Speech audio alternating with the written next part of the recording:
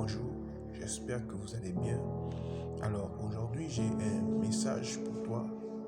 Je l'ai intitulé Dieu désire aussi te parler. Alors pour cela nous allons aller dans le livre de Exode, chapitre 20, verset 18. La Bible dit: Tout le peuple entendait les tonnerres et le son de la trompette.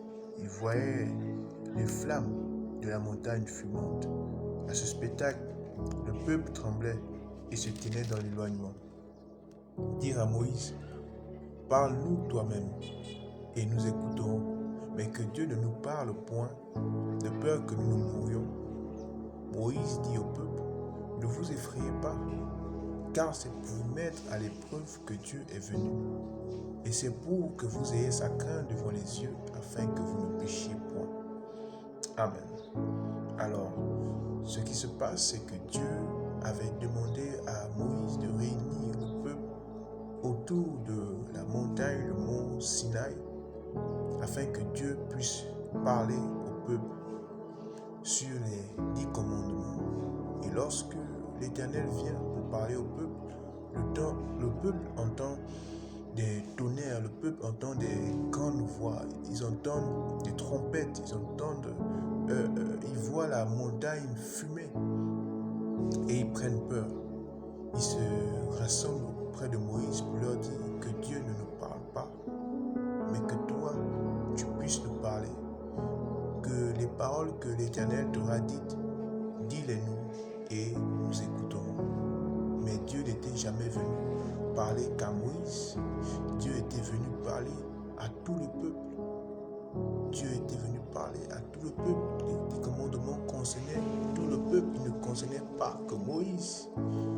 Et aujourd'hui, plusieurs chrétiens sont dans ce genre de situation, sont dans ce genre de cas de figure. Ils refusent d'entendre la voix de Dieu pour justement le changement. Ils acceptent au contraire de recevoir les enseignements, recevoir la parole par leur pasteur. Ils refusent de méditer, de lire la Bible, ils refusent de prier parce qu'ils veulent garder leur péché en eux. Voilà pourquoi Moïse dit au peuple d'Israël: Ne vous effrayez pas, n'ayez pas peur, car c'est pour vous mettre à l'épreuve que Dieu est venu. C'est pour que vous ayez sa crainte devant les yeux et que vous ne péchiez point. Donc, lorsque l'Éternel vient pour te parler, il vient mettre en toi la crainte de l'Éternel afin que tu ne puisses plus pécher. Le peuple d'Israël était en train de dire à Dieu: Nous préférons garder nos péchés, nous préférons garder nos mauvaises habitudes, nous préférons garder nos mauvais comportements, mais ne nous parle pas, que Moïse nous parle.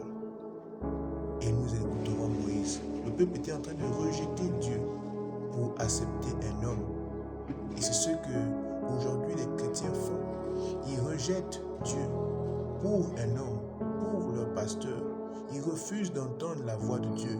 Ils préfèrent garder leur péché, garder leurs mauvaises habitudes pour entendre la voix d'un homme, pour entendre la voix de leur pasteur.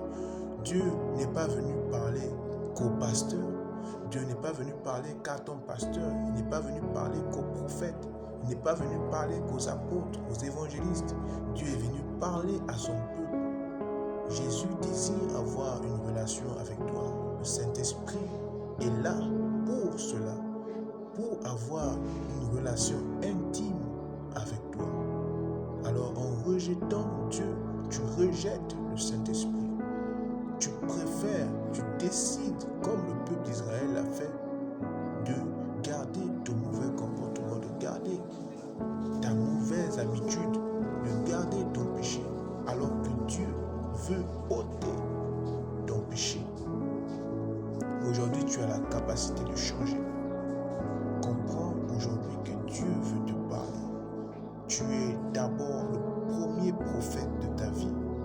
Dieu vient te parler concernant ta vie, ta propre vie. Ce n'est pas un homme qui devrait te dire ce que tu vas faire demain par une prophétie. Mais Dieu toi. Dieu révèle à ses prophètes tout ce qu'il va faire. Il a dit à Abraham, cacherai-je à Abraham ce que je vais faire?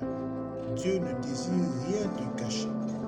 Tout ce qu'il veut, c'est avoir une relation avec toi. Le Saint-Esprit veut avoir une relation avec toi. Alors aujourd'hui, accepte d'avoir cette relation avec Dieu. Aujourd'hui, accepte d'entendre la voix de Dieu pour changer. Refuse de garder ces mauvaises habitudes, ces mauvais comportements qui empêchent la voix de Dieu. Alors sois béni, j'espère que cette parole t'aura encouragé, j'espère qu'elle t'aura fortifié.